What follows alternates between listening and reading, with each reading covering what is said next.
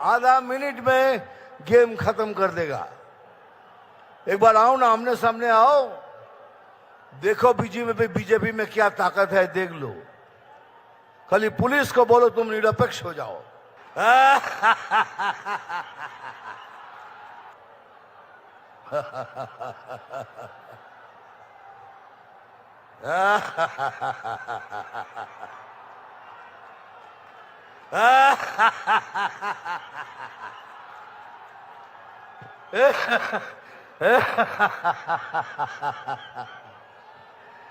আপনারা ভাবছেন দাদা একটা কিছু বললো না, হাসছে কেন? এই জন্য হাসছি, এই রাজ্যের প্রধান বলেছেন আমরা 500 টাকা দিয়ে লোক এনেছি। 500 টাকা দিয়ে এত লোক, বাপরে বাপ। তাহলে ভাবুন আপনি 1500 টাকা দিয়ে কত লোক আনেন। আমরা 500 টাকা দিয়ে লোক আনি, আপনার 1500 টাকায় লোক জমে না। এই জন্য এই ভাতা ওই শ্রী এইসব দিয়ে লোককে টুপি পরিয়ে এখানে নিয়ে আসেন। এই জন্য আসছি, আরো আসছি আরেকটা কারণে।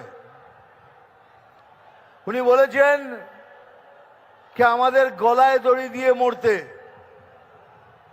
আমি বললাম ঠিক আছে আমরা মরবো, আমরা গলায় দড়ি দিয়ে মরবো, কিন্তু আপনি কথা দিন আপনি রেল লাইনের মাথা দিয়ে দেবেন। আপনারা সবাই রেল লাইনে মাথা দেবেন, আমরা গলায় দড়ি লাগিয়ে ঝুলে পড়ব। এই জন্য আসছিলাম। এই ধর্ণা দিয়েছেন কিসের জন্য পড়ে জানলাম। একটা লোকের 389টা ছেলে মেয়ে, একজনের 389টা ছেলে মেয়ে, একজনের 310টা। উনি ধর্ণা দিয়েছেন তুই 400 করিসনি কেন? আমি এসআইআর নিয়ে লড়ছি, 389 থেকে 400 করিসনি কেন? কেন সুপ্রিম কোর্ট বলেছে এটা অসম্ভব, বৈজ্ঞানিকভাবে অসম্ভব। ইনি 389 জনের বাবা। তা আমি সেই বাবার সাথে দেখা করতে চাই, আমি ওনার পায়ে হাত দিতে চাই যে দাদা আপনি কি খান, আপনি একটু দয়া করে বলুন আপনি কি খান। একজনের 310টা ছেলে মেয়ে, আমি তার পায়ে হাত দিয়ে বলতে যাই দাদা আপনি কি খান।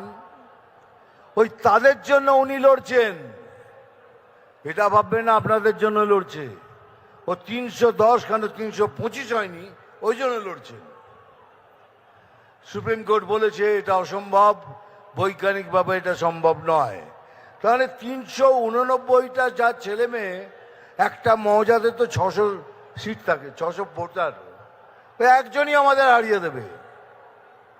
ওই একজন 389টা ভোট দিয়ে আমরা হেরে যাব। আর এত হাসি পায় যখন উনি বলেন 1 মিনিটের মধ্যে তোদের কেটে শেষ করে দেবো।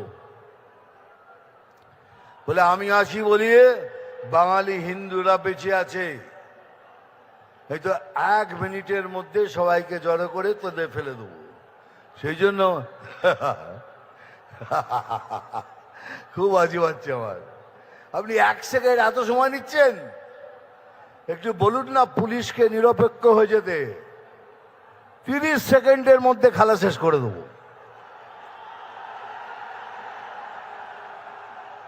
30 सेकंड, आधा मिनट में गेम खत्म कर देगा।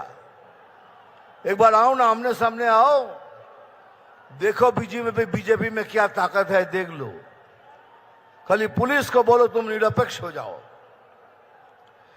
আমি কথা দিচ্ছি আমার সমস্ত আদিবাসী আমার ভাই বোনদের, আমরা যদি আসি আপনাদের সব কষ্ট দূর হবে। পড়াশোনার জন্য একটা টিচার নেই, আসবে। যত কষ্ট পেয়েছেন আমরা সব দূর করব, এ আমি গ্যারান্টি দিয়ে বলছি।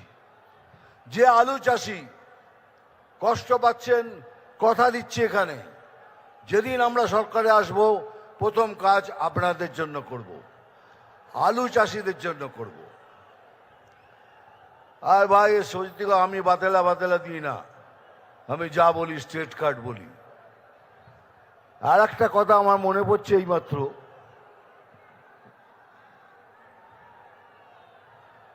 মানে যত ধরনের মিথ্যে কথা উনি বলেন, আমি বলি কি উনি 10 জন পলিটিশিয়ানের মধ্যে ভারতবর্ষের উনি একজন।